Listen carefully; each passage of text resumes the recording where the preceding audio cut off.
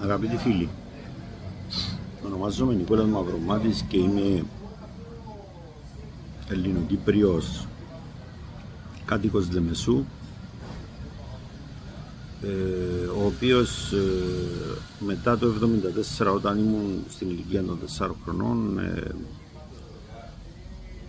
έφυγα από το χωριό μου, την κατεχόμενη Μύρτου, και ήρθα στη Λεμεσό. Η ιστορία μου έχει ξεκινήσει από το 1922, αφού οι παππούδες μου, Έλληνες από τη Σμύρνη, μετά τη μικρασιατική καταστροφή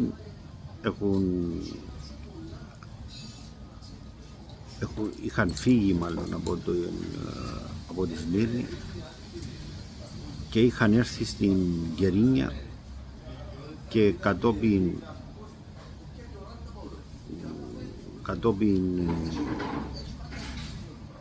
μεταφέρθηκαν στη Μύρτου, όπου έχτισαν τα σπίτια τους, έμειναν εκεί, έκαναν παιδιά και ούτω καθεξής. Η Μακαρίτισσα, η μητέρα μου και ο πατέρας μου, Σμυρναίοι καταγωγή.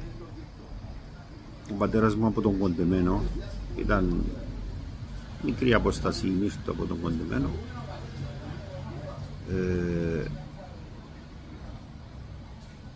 Είχαν χτίσει το σπίτι τους εκεί, το οποίο το 1974, όπως ξέρετε όλοι, κατέβηκαν οι Τούρκοι, μας ανάγκασαν πάλι και ήρθαμε στη Λεμεσόν.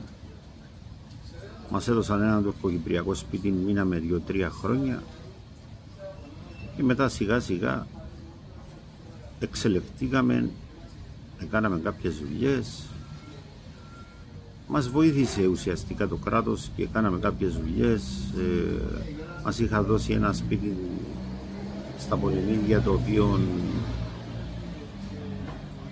μας βοήθησαν ουσιαστικά, μας δώσαν, αν θυμάμαι καλά, 3.500 λίρες. Χτίσαμε ένα μικρό σπιτάκι όπου μέναμε μαζί με τα αδέρφια μου, τον πιο μικρό μου αδερφό και την ένα χρόνο μεγαλύτερη μου αδερφή. Η ιστορία αυτή, γιατί σας τη λέω, γιατί αφού είχε ξεκινήσει από το 1922, μετά